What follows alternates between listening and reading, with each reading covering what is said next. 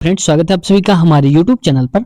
तो फ्रेंड्स, आज आप देख पा रहे होंगे यहाँ पर कि पार्ट 2 रेलवे का जो पिछला पेपर है वो आज हम करवा रहे हैं, क्योंकि लगातार हम इस रेलवे की सीरीज शुरू कर दी है हमने। ये पार्ट 1 ऑलरेडी अपलोड हो चुका है, ये पार्ट 2 है।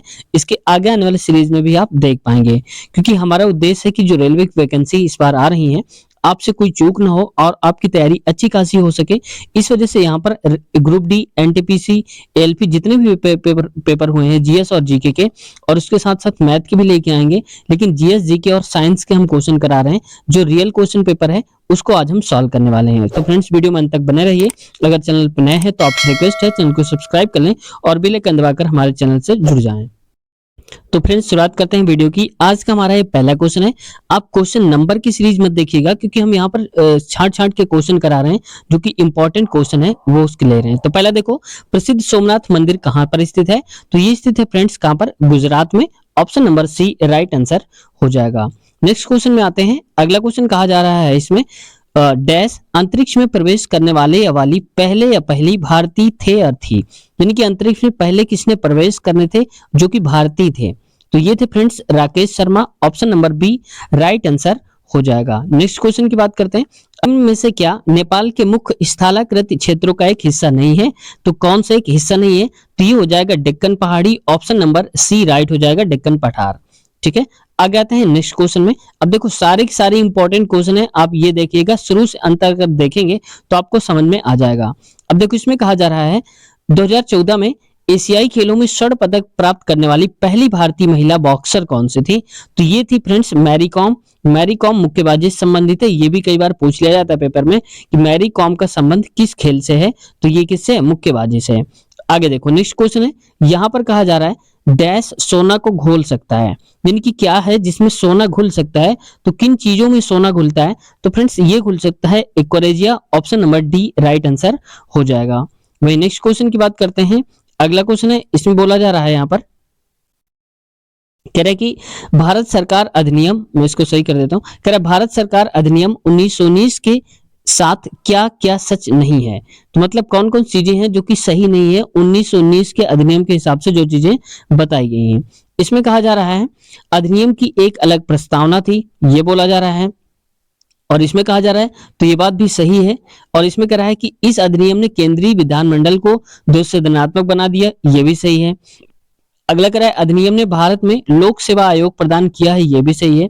लेकिन लास्ट अगर देखोगे तो कह रहा है अधिनियम ने 1919 से 1939 तक 20 वर्षों तक अवतरित करे थे, तो ये इसका गलत आंसर हो जाएगा। ठीक है, अब आते हैं नेक्स्ट क्वेश्चन में। अगला क्वेश्चन की बात करते हैं।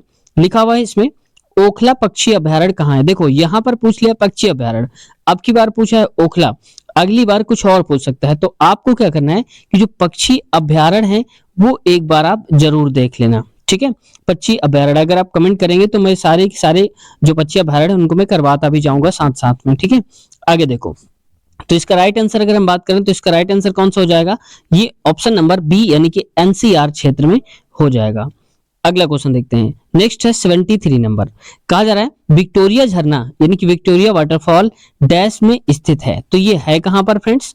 तो ये स्थित है, विक्टोरिया जो झरना है ये है फ्रेंड्स, यहाँ पर इसका राइट आंसर हो जाएगा लास्ट ऑप्शन डी अफ्रीका। तो जॉम्बेजी रिवर पर ये बना हुआ है, तो अफ्रीका लास्ट आंसर हो जाएगा। अगले क्वेश्चन की बात करते हैं। कहा जा रहा है डैश भारत का एक लोक नृत्य नहीं है। तो इनमें से कौन सा डांस है जो कि एक लोक नृत्य नहीं है? तो ये देखो, मोहिनी अट्टम लिखा हुआ है, लावड़ी है, कालबेलिया है और रॉफ है। तो ये तीन अगर नीचे वाले देखोगे आप, लावड़ी, कालबेलिया और रॉफ, ये तीनों की तीनों क्या है? लोक नृत्य है। लेकिन मोहिनी अट्टम जो है ये लोक नृत्य नहीं है, ये शास्त्रीय नृत्य है। ठीक है, तो हमें बताना क्या था जो लोक नृत्य ना हो? तो ऑप्शन ए हो जाएगा मोहिनी अट्टम, जो कि एक शास्त्रीय नृत्य है, जबकि पूछा है कि लोक नृत्य नहीं है। अगले क्वेश्चन में आते हैं। नेक्स्ट क्वेश्चन कहा जा रहा है फास्फोरस को पानी में रखा जाता है ताकि, यानी कि फास्फोरस को हम पानी के अंदर क्यों रखते हैं, क्या किस वजह से? देखो, अगर हम पानी में नहीं रखेंगे तो ऑक्सीजन से क्रिया करा करके वो आग पकड़ लेगा, तो ऑप्शन बी हो जाएगा राइट, क्योंकि आग पकड़ने से बचने के लिए हम फास्फोरस को पानी पर रखते हैं। आते हैं नेक्स्ट क्वेश्चन में। अच्छा फ्रेंड्स, यहाँ पर देखो एक क्वेश्चन और पूछना चाहूंगा कि जो सोडियम होता है, जैसे तो फास्फोरस की बात हो गई, सोडियम Na इसको किस में डुबा करके रखा जाता है? अगर आपको आता है तो कमेंट सेक्शन में बताएंगे, देखते हैं किसका जवाब सही आता है। नेक्स्ट क्वेश्चन देखो, यहाँ पर कह रहा है निम्न में से कौन फतेहपुर सीकरी में एक ऐतिहासिक स्थान है। तो कौन सा फतेहपुर सीकरी में स्थित है? तो इसका राइट आंसर हो जाएगा यहाँ पर कह रहा है स्थित नहीं है, तो इसका राइट आंसर हो जाएगा Gol Gumbaz, option number C right answer हो जाएगा। अगले क्वेश्चन की बात करते हैं। नेक्स्ट है, इसमें लिखा हुआ है, यहाँ पर कह रहा है डैश टूथपेस्ट की सामग्रियों में से एक नहीं है, यानी कि टूथ में पेस्ट में क्या एक चीज है जो कि नहीं मिलाया जाता है। तो इसका राइट आंसर हो जाएगा सी कैल्शियम कार्बोनेट। इसका फार्मूला क्या होता है? CaCO3 होता है, कैल्शियम कार्बोनेट। ये पाया किस में जाता है? ये पाया जाता है जैसे चौक हो गया, चौक जानते हैं आप, लिखने वाली जो चौक होती है उसमें भी कैल्शियम कार्बोनेट, संगमरमर जो हो गया उसमें भी पाया जाता है। तो ये याद रखना है आपको, ठीक है। आगे आते हैं नेक्स्ट क्वेश्चन में। अगला कहा जा रहा है नेक्स्ट क्वेश्चन में, भारत में पहला बैंक कौन सा था? तो पहला बैंक जो भारत में है वो कौन सा हो जाएगा? तो इसका राइट आंसर हो जाएगा यहाँ पर लास्ट वाला, यानी कि bank of Hindustan, option D right answer हो जाएगा। आते हैं नेक्स्ट क्वेश्चन में। अगले क्वेश्चन में कहा जा रहा है, यहाँ पर मैं इसको नीचे कर देता हूँ। यहाँ पर कहा जा रहा है नेक्स्ट क्वेश्चन में कि शुक्र डैश के वातावरण में निम्न गैसों में से ज्यादातर कौन सी शामिल है। कुल मिला के कहना चाहता है जो शुक्र है उसमें कौन सी गैस की अधिकता है, यानी कि इसमें कौन सी सबसे ज्यादा गैस पाई जाती है। तो ये पाई जाती है फ्रेंड, सबसे ज्यादा जो गैस पाई जाती है इसका राइट आंसर हो जाएगा carbon dioxide, option number D last वाला हमारा आंसर हो जाएगा। इसकी वजह से आप जानते होंगे शुक्र ग्रह जो सबसे ज्यादा क्या चमकीला कहते हैं, और ये सबसे ज्यादा क्या गर्म ग्रह में भी आता है, ठीक है। इसी वजह से क्योंकि इसमें CO2 है, और CO2 क्या करता है, कार्बन डाइऑक्साइड क्या करता है, वो ऊष्मा जो होती है यानी कि जो हीट होती है, हीट को एब्जॉर्ब कर लेता है, अपने आप में सोख लेता है और रिफ्लेक्ट नहीं करता, वापस नहीं भेजता है। और इस वजह से जो सूर्य से आने वाली जो हीट है, वो जो गर्मी है, ऊष्मा है, वो इसमें इकट्ठी होती जाती है, और इस वजह से इसका टेम्परेचर जो होता है बहुत ज्यादा हाई हो जाता है। आते हैं नेक्स्ट क्वेश्चन में। अगला क्वेश्चन कहा जा रहा है इसमें सेंटेंस में, कह रहा है कि अम्ल वर्षा का पीएच मान कितना होता है। जो अम्लीय वर्षा होती है, एसिडिक रेन होती है, इसका पीएच मान कितना होता है। तो पीएच देखो अम्ल का नाम दे दिया है, तो आप समझ जाओ कि जो अम्ल होता है, अम्ल का मतलब है कि यहाँ पर 7 से जो कम होता है, जो 7 से कम होगी जिसकी पीएच वैल्यू, वो होता है अम्लीय, और 7 से जिसकी ज्यादा होती है वो क्या होती है, क्षारीय, और जिसकी 7 होती है पीएच वैल्यू, वो होता है क्या, उदासीन होता है, न्यूट्रल होता है। अब देखो कह रहा है अम्लीय, तो अम्लीय का मतलब क्या हुआ कि यहाँ पर जो पीएच वैल्यू होनी चाहिए वो 7 से क्या होना चाहिए, 7 से कम होनी चाहिए। अब देखो यहाँ पर जितने दिए गए हैं 7 से कौन कौन कम है, तो सिर्फ एक ही कम है, 5.5 या कम, यानी कि 5.5 या उससे कम पीएच वैल्यू है तो अम्लीय हो जाएगा। तो ऑप्शन इसका पहला ही सही है, क्योंकि ये देखो 12.5, 10.5, 8.5 सारे के सारे क्या है, 7 से ज्यादा आ रहे हैं, ठीक है। तो इसका राइट आंसर क्या हो जाएगा, ऑप्शन ए। अब आते हैं नेक्स्ट क्वेश्चन में। अगला क्वेश्चन देखो यहाँ पर कहा जा रहा है इस क्वेश्चन में, किस साल में ओले रोमर ने इतिहास में पहली बार प्रकाश की गति को मापा था। अब देखो क्वेश्चन में ये भी आ सकता है कि प्रकाश की गति को किसने मापा था। यहाँ मैं लिख देता हूँ, प्रकाश की जो गति है उसको कितने मापा था, तो ये मापा था ओले रोमर ने। आप समझ जाना, ये पूछा जा सकता है। लेकिन अब क्या क्या है, दोनों दे दिया, ओले रोमर दे दिया है, प्रकाश की गति भी मापी थी, लेकिन कब मापी थी ये बताना है। तो इसका राइट आंसर हो जाएगा यहाँ पर 1676, यानी कि option number B right answer हो जाएगा 1676, याद रखना है। अगला देखो यहाँ कहा जा रहा है मक्का मस्जिद हैदराबाद डैश द्वारा संपूर्ण किया गया था। जो मक्का और मस्जिद है ये कब पूरा किया गया था, किसने बनवाकर उसको कंप्लीट किया था। तो फ्रेंड्स इसका राइट आंसर हो जाएगा यहाँ पर Aurangzeb, option number D last वाला करेक्ट हो जाएगा। वही नेक्स्ट क्वेश्चन में आते हैं। अब देखो जितने भी क्वेश्चन है सारे के सारे इंपॉर्टेंट क्वेश्चन है, आप ये देख लीजिएगा, क्योंकि देख भी पा रहे होंगे आप कैसे कैसे क्वेश्चन हैं जो पूछे जाते हैं। क्योंकि जीएस और जीके के जो क्वेश्चन होते हैं वो एक बार अगर सेट हो गए तो सारे के सारे हमेशा रहते हैं, उनका आंसर चेंज नहीं होता। स्टैटिक जीके तो फिक्स ही होता है, ठीक है। तो जिनका आंसर ये है तो ये हमेशा वही रहेगा आंसर इनका। अब देखो कह रहा है पाकिस्तान के संसद को दिया गया स्थानीय नाम क्या है। तो पाकिस्तान का एक स्थानीय नाम भी है, वहां का लोकल नाम भी है, वो क्या है, यह है मजलिस ई शूरा, option number B right answer हो जाएगा। ये 2 बार क्वेश्चन पूछा जा चुका है, याद रखना है इसको, ठीक है। आगे आते हैं नेक्स्ट क्वेश्चन में। अगला कहा जा रहा है 1907 में भारतीय स्वतंत्रता लीग कहां विकसित हुई थी। अब देखो 1907 में सूरत अधिवेशन भी जानते होंगे आप, कब हुआ था आपको कमेंट सेक्शन में बताना है। अब देखो कह रहा है कि 1907 में भारतीय स्वतंत्रता लीग कब कहां पर विकसित हुई थी, तो ये हुई थी option C California, right answer हो जाएगा। नेक्स्ट क्वेश्चन देखो, अगला कहा जा रहा है यहाँ पर डैश पृथ्वी पर सबसे अधिक बुद्धिमान प्राणी है। तो सबसे ज्यादा जो बुद्धिमान प्राणी है, मतलब यहाँ पर ऑप्शन के हिसाब से हमें बताना है, तो इसका राइट आंसर हो जाएगा यहाँ पर, ये हो जाएगा dolphin. Option number A right answer हो जाएगा। वही नेक्स्ट क्वेश्चन की बात करते हैं। अगला क्वेश्चन है, अगला देखो, इसमें कहा जा रहा है श्रीमती इंदिरा गांधी द्वारा लगाए गए आपातकालीन दौरान अवनीत को महत्वपूर्ण और बड़ी संख्या वाले परिवर्तनों की वजह से मिनी संविधान में रूप जाना जाता है। कुल मिलाकर कहा जा रहा है कि जब कौन सा संशोधन किया गया था जिसमें आपातकाल के समय उसमें कुछ संख्याएं जो परिवर्तन है वो किए गए थे, तो इसका राइट आंसर हो जाएगा ऑप्शन ए 42वां संविधान संशोधन। अगला देखो, यहाँ पर कह रहा है मानव जिसकी सबसे पहले अंतरिक्ष में शादी हुई थी उसका नाम क्या है, तो ये हो जाएगा यूरी मेलेनचौको। ऑप्शन नंबर सी, यानी कि चौको समझ जाना आप कि चौंक जाओगे आप सुनकर कि अंतरिक्ष में शादी हुई थी और नाम भी इनका कुछ चौंकने वाला ही है। ठीक है, तो इसका राइट आंसर क्या हो जाएगा, ऑप्शन नंबर सी मैंने बता दिया।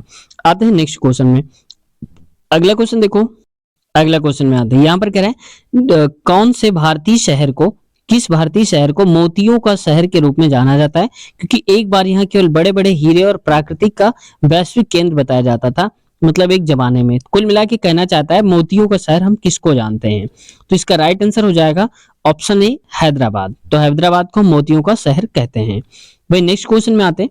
अगला क्वेश्चन देखो क्या कह रहा है, इसमें कहा जा रहा है कि भारत के किस राज्य में कपास मिलों की संख्या सर्वाधिक है, यानी कि सबसे अधिक है। तो पूरे भारत में देखा जाए तो कौन से राज्य में सबसे ज्यादा जो है कपास की मिलें हैं, तो ये हो जाएगा Maharashtra. Option C right answer हो जाएगा। अगला क्वेश्चन में आते हैं, यहाँ पर कह रहा है इंदिरा गांधी राष्ट्रीय कला केंद्र का मुख्यालय कहाँ है। तो इंदिरा गांधी राष्ट्रीय कला जो है इसका मेन हेड ऑफिस वो कहाँ पर है, तो इसका राइट आंसर हो जाएगा नई Delhi. Option A right answer हो जाएगा। अगला क्वेश्चन देखो, यहाँ पर कहा जा रहा है निम्नलिखित में से कौन भारत के प्रधानमंत्री बनने से पहले एक मुख्यमंत्री नहीं थे।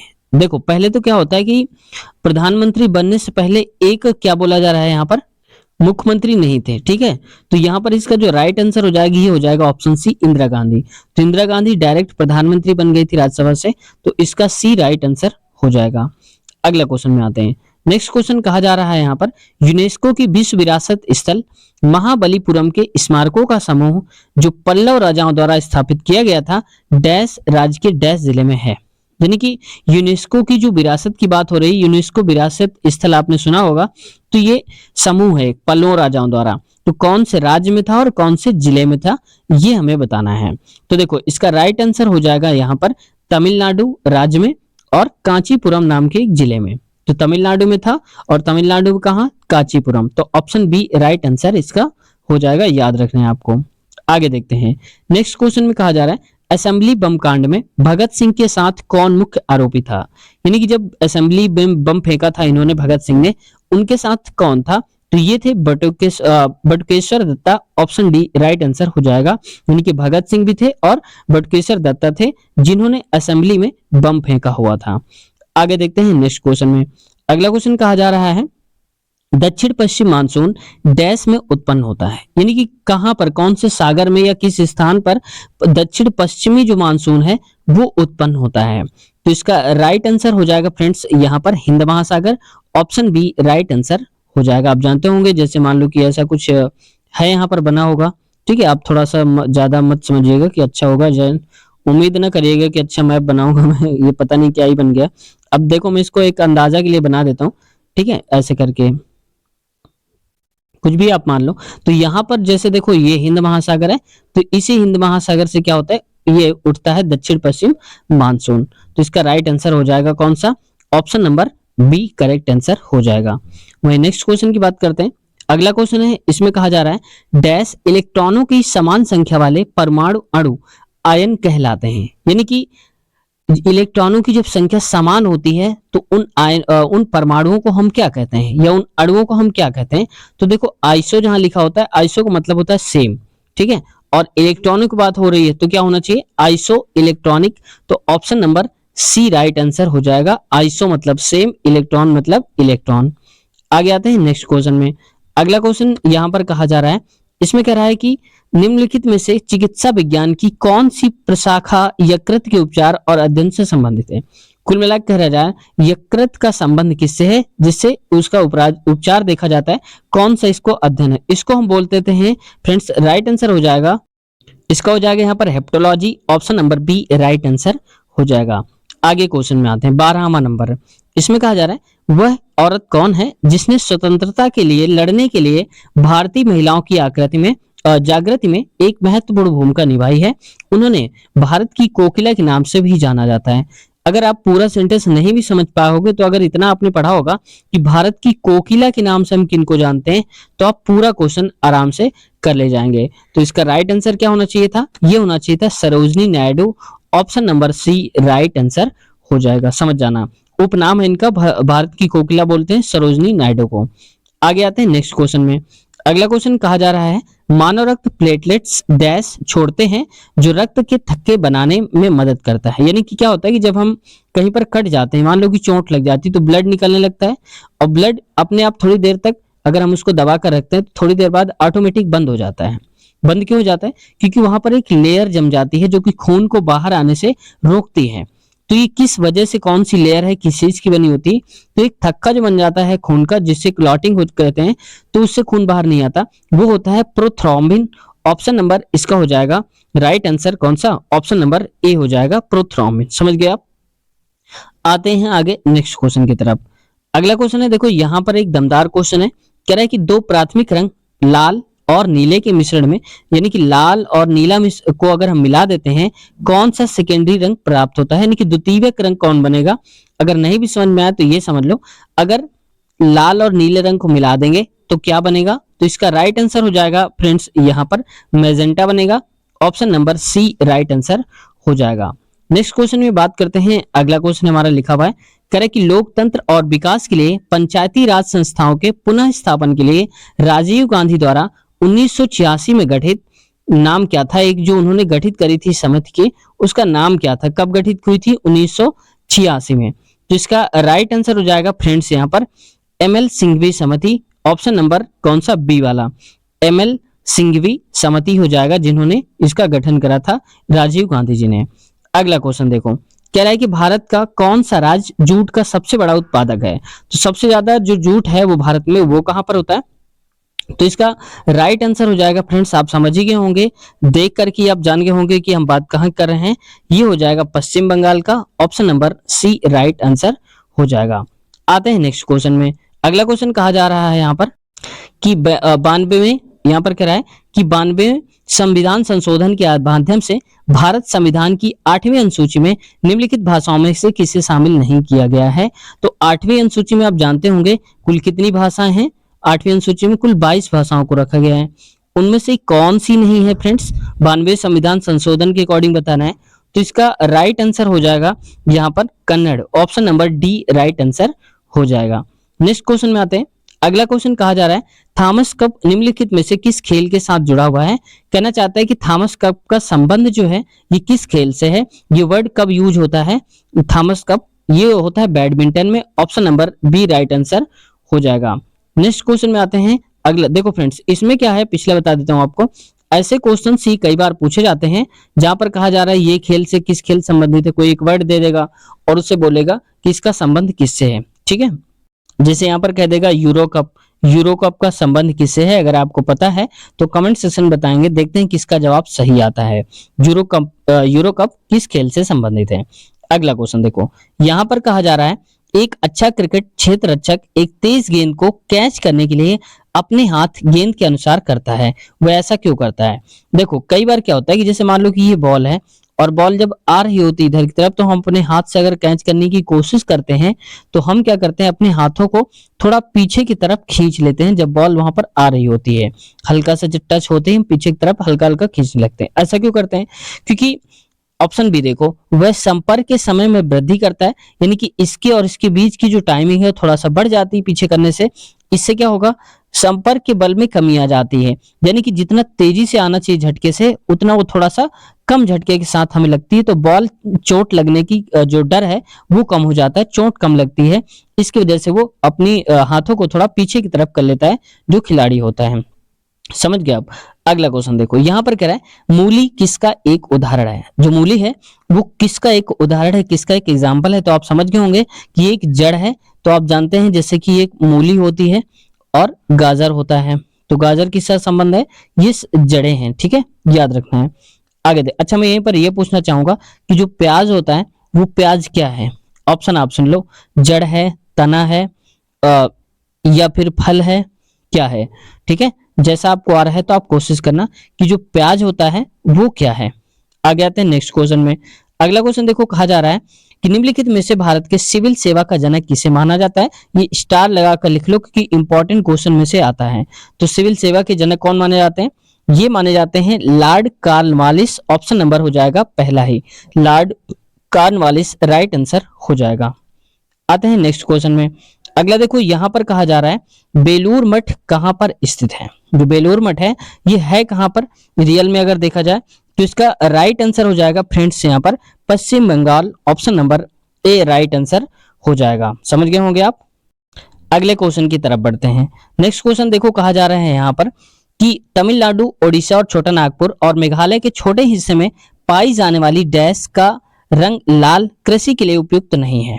यानी कि जो ये पाई जाती है, खेती नहीं कर सकते हैं इस लाल मिट्टी में, तो ये उपयुक्त नहीं है। इसको हम किस नाम से जानते हैं, तो इसको हम जानते हैं लेटराइट मिट्टी। ऑप्शन नंबर सी हमारा राइट आंसर हो जाएगा। कपास की जरूर हम खेती यहाँ पर कर सकते हैं, ठीक है, इतनी ज्यादा उपजाऊ नहीं होती है। आगे देखो नेक्स्ट क्वेश्चन कहा जा रहा है, ये तो सेम ही क्वेश्चन है। अगला क्वेश्चन देखो, यहाँ पर कह रहा है कि पर्यावरण अध्ययन के संदर्भ में CER किसे संदर्भित करता है। कुल मिला के कहना चाहता है CER जो होता है इसका फुल फॉर्म क्या होता है। ठीक है, तो आप अगर आता है आपको तो पहले एक बार ट्राई करिए, कमेंट सेक्शन में फिर बताइए, फिर भी हम बता देते हैं। देखो सर्टिफाइड, सी से क्या हो जाएगा सर्टिफाइड, ई से हो जाएगा एमिशन और आर से हो जाएगा रिडक्शंस। तो सर्टिफाइड इमिशन रिडक्शंस हो जाएगा। ठीक है, अब अगली बार ये भी पूछ सकता है कि सर्टिफाइड इमिशन रिडक्शंस जो है इसका संबंध किससे है, तो ये पर्यावरण अध्ययन से है, ऐसा भी आपसे पूछा जा सकता है, कोई बड़ी बात नहीं है। आगे देखो, यहाँ पर कहा जा रहा है प्रकाश एक वर्ष में डैश किलोमीटर यात्रा कर सकता है। कितनी यात्रा कर सकता है, कुल मिला के एक साल में कितनी दूरी तय कर सकता है कौन, प्रकाश। तो इसका राइट आंसर हो जाएगा 10 trillion. Option number D right answer हो जाएगा। समझ गए होंगे आप। 3 गुणे 10 की घात आपने पढ़ा होगा, यहाँ पर 10 की पावर 8 मीटर पर सेकंड होता है इसकी जो चाल है। आगे देखो नेक्स्ट क्वेश्चन। अगला कहा जा रहा है यहाँ पर डैश पदार्थ की उन अवस्थाओं में से एक है जो बहुत ही कम घनत्व वाली गैस को अत्यंत कम तापमान के को करके प्राप्त करी जाती है। यानी कि घनत्व जो कम घनत्व रखते हैं बहुत कम तापमान के साथ, उसको हम क्या बोल देते हैं। इसका राइट आंसर हो जाएगा Bose Einstein. Option number C right हो जाएगा। समझ गए होंगे आप। क्या होते हैं, पदार्थ के 5 प्रकार होते हैं, ठोस, द्रव और गैस। बोस-आइंस्टीन होता है और एक क्या होता है प्लाज्मा, यानी कि जो आइंस्टीन जिसको बोलते हैं, तो ये हो गई, ये होता है प्लाज्मा। आगे देखो नेक्स्ट क्वेश्चन में। अगला कहा जा रहा है यहाँ पर गैल्वेनीकरण जंग से बचाने वाली एक प्रक्रिया है जिसमें स्टील और लोहे पर डैश की कोडिंग की जाती है। तो ये किसकी कोडिंग होती है, यानी कोडिंग का मतलब है कि इसके ऊपर लेपन करा जाता है, एक लेप चढ़ाया जाता है ताकि जंग से बचाया जा सके लोहे और स्टील को। ठीक है, उस पर जंग ना लगे और खराब ना हो। तो इसका राइट आंसर हो जाएगा यहाँ पर zinc. Option number D last वाला सही हो जाएगा। आते हैं नेक्स्ट क्वेश्चन में।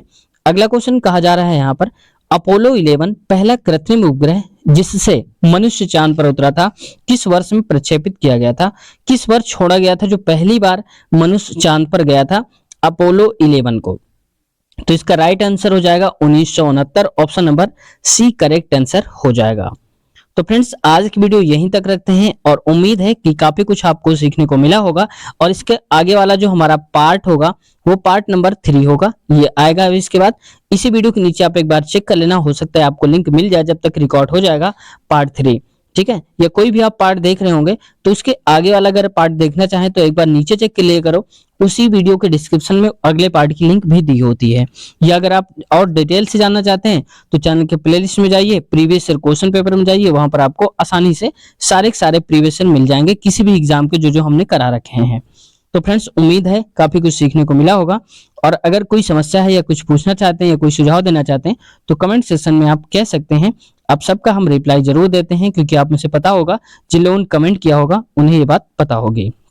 चैनल पे अब तक नए हैं, सब्सक्राइब नहीं किया तो आपसे रिक्वेस्ट है चैनल को सब्सक्राइब कर लें और बेल आइकन दबाकर हमारे चैनल से जुड़ जाएं, जिससे वीडियो को नोटिफिकेशन टाइम टाइम पर आप पर पहुंचती रहे और आप अपडेट होते रहें। मिलते हैं नए वीडियो में, अपना ख्याल रखें।